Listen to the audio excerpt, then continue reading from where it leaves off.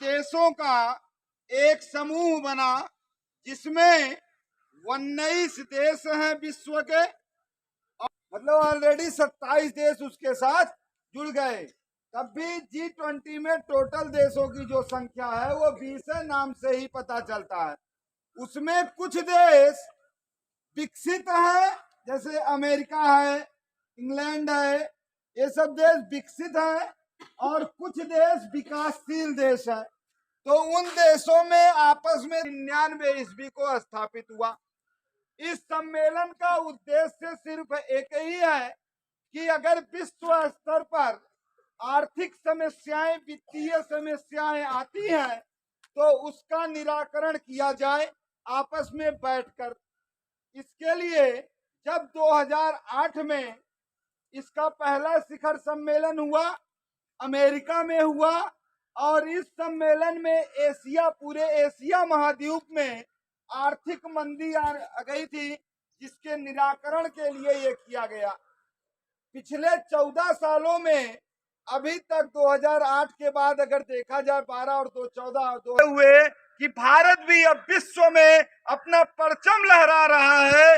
इस स्थिति का विश्व को दिखाने के लिए हमारे देश के तत्कालीन सम्मेलन हुआ, अमेरिका में हुआ, और इस सम्मेलन में पूरे एशिया महाद्वीप में आर्थिक मंदी आ गई थी, जिसके निराकरण के लिए ये किया गया। पिछले 14 सालों में अभी तक 2008 के बाद अगर देखा जाए 12 और 14 हुए कि भारत भी अब विश्व में अपना परचम लहरा रहा है।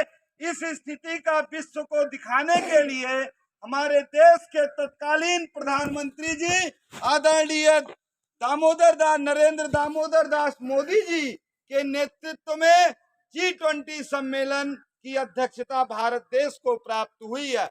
अब 1 दिसंबर 2022 से लेकर के 30 नवंबर 2023 तक G20 सम्मेलन की अध्यक्षता का दायित्व विश्व स्तर पर भारत देश का और उनके प्रतिनिधि भारत देश के प्रधानमंत्री नरेंद्र दामोदर दास जी मोदी जी को मिला है।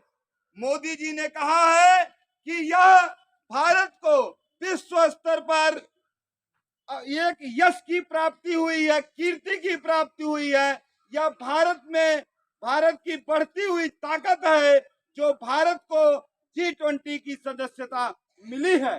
भारत देश आज वर्तमान में विकसित देश से विकासशील देश से विकसित देश की तरफ तेजी से अग्रणी हो रहा है।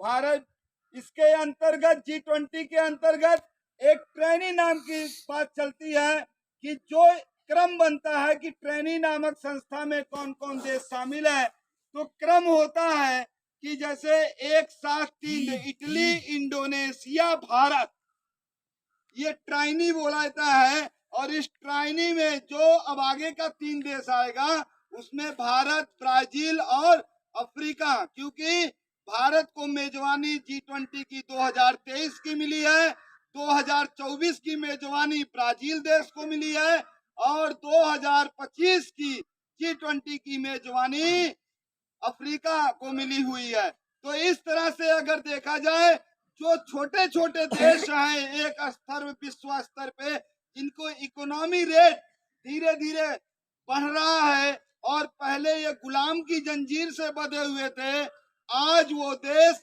विश्व स्तर का प्रतिनिधित्व कर रहे हैं। ये भारत देश के युवा शक्ति का कमाल है या भारत देश के नेतृत्वकर्ता का कमाल है। भारत देश की बढ़ती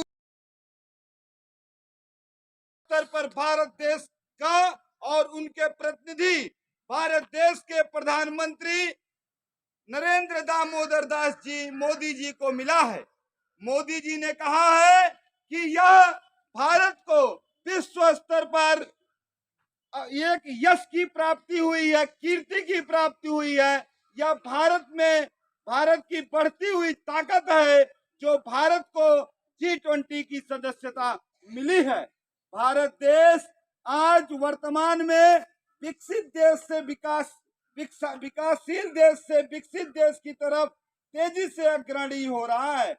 भारत इसके अंतर्गत G20 के अंतर्गत एक ट्रेनी नाम की बात चलती है कि जो क्रम बनता है कि ट्रेनी नामक संस्था में कौन कौन देश शामिल है, तो क्रम होता है कि जैसे एक साथ 3 इटली, इंडोनेशिया, भारत, ये ट्राइनी बोला जाता है। और इस ट्राइनी में जो अब आगे का 3 देश आएगा उसमें भारत, ब्राजील और अफ्रीका, क्योंकि भारत को मेजबानी G20 की 2023 की मिली है, 2024 की मेजबानी ब्राजील देश को मिली है और 2025 की G20 की मेजबानी अफ्रीका को मिली हुई है। तो इस तरह से अगर देखा जाए, जो छोटे छोटे देश हैं एक स्तर विश्व स्तर पे, जिनको इकोनॉमी रेट धीरे धीरे बढ़ रहा है और पहले ये गुलाम की जंजीर से बंधे हुए थे, आज वो देश विश्व स्तर का प्रतिनिधित्व कर रहे हैं। ये भारत देश के युवा शक्ति का कमाल है या भारत देश के नेतृत्वकर्ता का कमाल है। भारत देश की बढ़ती हुई शक्ति को देखते हुए आगे का जो सम्मेलन है वह नई दिल्ली में सितंबर में किया, सितंबर से नवंबर 2023 में किया जाएगा।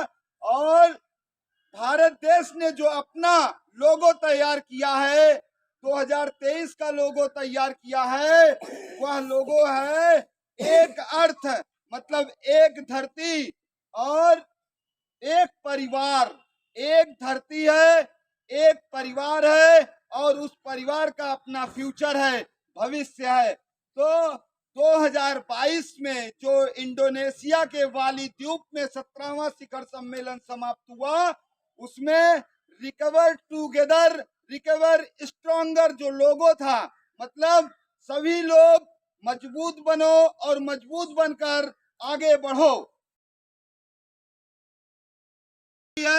2024 की मेजबानी ब्राजील देश को मिली है और 2025 की G20 की मेजबानी अफ्रीका को मिली हुई है। तो इस तरह से अगर देखा जाए, जो छोटे छोटे देश हैं एक स्तर विश्व स्तर पे, जिनको इकोनॉमी रेट धीरे धीरे बढ़ रहा है और पहले ये गुलाम की जंजीर से बंधे हुए थे, आज वो देश विश्व स्तर का प्रतिनिधित्व कर रहे हैं।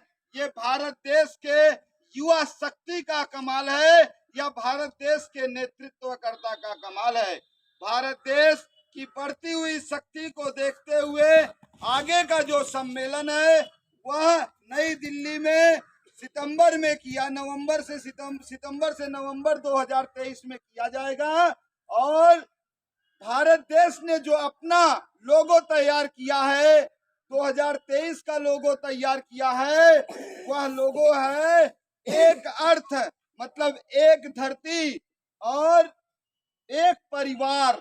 एक धरती है, एक परिवार है और उस परिवार का अपना फ्यूचर है, भविष्य है। तो 2022 में जो इंडोनेशिया के बाली द्वीप में 17वां शिखर सम्मेलन समाप्त हुआ, उसमें रिकवर टुगेदर, रिकवर स्ट्रॉन्गर जो लोगो था, मतलब सभी लोग मजबूत बनो और मजबूत बनकर आगे बढ़ो, उसको आगे बढ़ाकर 2023 में किया गया कि भारत जो मानता है, वसुधैव कुटुंबकम मानता है, ये पूरी जो धरती है वो एक परिवार है, धरती पर रहने वाले लोग परिवार हैं और उनका फ्यूचर है। भारत निर्मला सीतारमन जी ने कहा, जो वित्त मंत्री हैं, उन्होंने कहा भारत ने पिछले कोरोना काल में विश्व के 90 देशों को कोरोना वैक्सीन पहुंचाई है।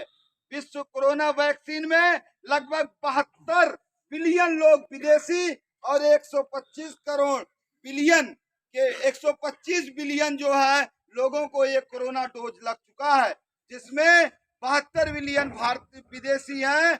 और विश्व में कोरोना की इतनी डोज विदेश भेजने वाला इकलौता देश बना हमारा देश भारत। ऐसी वैश्विक महामारी में, बढ़ती महंगाई में स्थिरता जिस तरह से भारत देश ने बनाई है, उस स्थिरता को कायम रखने में भारत देश के नेतृत्वकर्ता ने कमाल की भूमिका निभाई है। और हमारी युवा शक्ति जो महंगाई और किसान और अन्य शक्तियां जो इस तरह से परेशान